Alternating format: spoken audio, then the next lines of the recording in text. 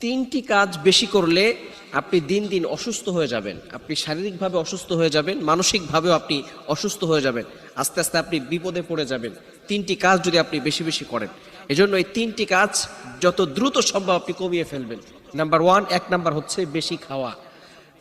বেশি খাওয়া যাবে না, কম কম খাওয়াটাই হচ্ছে বর্তমানে সুস্থতার অন্যতম একটি মাধ্যম।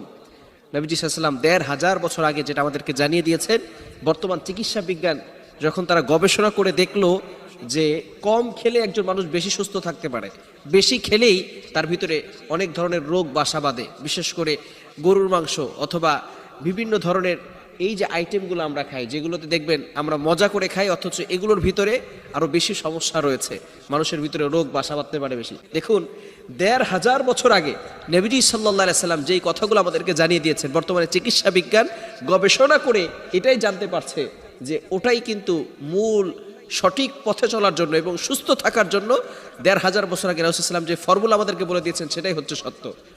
তখন কোনো সায়েন্স ছিল না, কোনো টেকনোলজি ছিল না, কোনো বিজ্ঞান ছিল না, তারপর রাসূল সাল্লাল্লাহু আলাইহি ওয়াসাল্লাম এই ধরনের কথা বলছে। বর্তমানে চিকিৎসা বিজ্ঞান হয়রান হয়ে যাচ্ছে। ১৫০০ বছর আগে কিছুই ছিল না, তারপরও নবীজি সাল্লাল্লাহু আলাইহি ওয়াসাল্লাম এই কথাগুলো বলেছেন। সুতরাং তিনি সাধারণ কোনো মানব নন, তিনি হচ্ছেন মহাসত্য নবী, আল্লাহ হচ্ছেন মহাসত্য। এইগুলো গবেষণা করে অনেক মানুষ মুসলমান হয়ে গেছে, বলেন সুবহানাল্লাহ। এজন্য অবশ্যই আপনি যদি আপনার শরীরকে ফিট রাখতে চান, তাহলে আপনাকে কম খেতে হবে, বেশি খাওয়া যাবে না। সবসময় স্মরণ রাখতে হবে, কম খেলে একজন মানুষ বেশি সুস্থ থাকবে।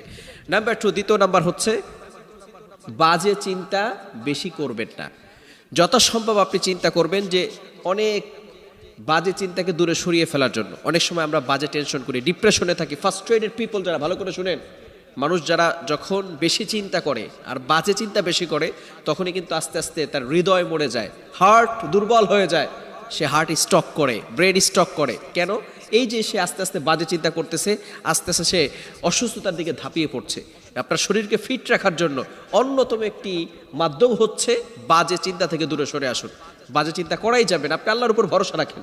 আল্লাহ পাক রব্বুল আলামিন পবিত্র কোরআনুল কারীমের ভিতরে নিজেই বলে দিয়েছেন, ২৮ নম্বর পারা ১৭ নম্বর পৃষ্ঠা সূরাতুত তালাকের ২-৩ নম্বর আয়াতে আল্লাহ বলেন, ওয়া মাইয়াতাওয়াক্কাল আলাল্লাহি ফাহুয়া হাসবু। যে ব্যক্তি আমি আল্লাহর উপর ভরসা করে, আমি আল্লাহ ওই বান্দার জন্য যথেষ্ট হয়ে যাই, বলেন সুবহানাল্লাহ। এজন্য আপনি আল্লাহর উপর ভরসা রাখবেন, বাজে চিন্তা করবেন না, নো চিন্তা। আপনি শুধু আল্লাহর উপর ভরসা রাখেন, আল্লাহকে সন্তুষ্ট করেন, এরপরে সব কিছু ছেড়ে দেন। আল্লাহ পাক রব্বুল আলামিনের উপর ভরসা করে আপনি কাজকর্ম করেন, বাজে চিন্তা করবেন না, তাহলেই কিন্তু আপনি বিপদে পড়ে যাবেন। তৃতীয় নাম্বার হচ্ছে মোস্ট ইম্পর্টেন্ট, অতিরিক্ত রাগারাগি করবেন না। অতিরিক্ত রাগ মানুষকে ধ্বংসের দ্বার প্রান্তে নিয়ে যায়। রাগটাকে কমিয়ে দেন। এজন্য রাগটা যখন আপনার নিয়ন্ত্রণে চলে আসবে, আপনি কন্ট্রোল করতে পারবেন, তখনই আপনি কিন্তু একজন সাকসেসফুল ম্যান হিসেবে তৈরি হতে পারবেন। কেননা যাদের রাগ বেশি তারা দেখবেন সফলতা বেশি অর্জন করতে পারে না। এজন্য রাগটাকে দূরীভূত করতে হবে। এই রাগ মূলত আসে শয়তানের পক্ষ থেকে। কার? শয়তানের পক্ষ থেকে। হ্যাঁ, প্রত্যেকটা মানুষের ভিতরে রাগ আছে, ভালোবাসা আছে, মহব্বত আছে, কিন্তু এই রাগটাকে কন্ট্রোল করতে হবে, কারণ রাগটা কিন্তু শয়তানের পক্ষ থেকে আসে। এজন্য যখনই রাগ উঠবে তখন আউযুবিল্লাহি মিনাশ শাইতানির রাজিম পড়বেন। এই তিনটি কাজ যদি আপনি করতে পারেন, অর্থাৎ কমিয়ে দিতে পারেন, আপনার শরীর সুস্থ থাকবে, আল্লাহ পাক রব্বুল আলামিন আপনার মানসিকভাবেও সুস্থ রাখবেন।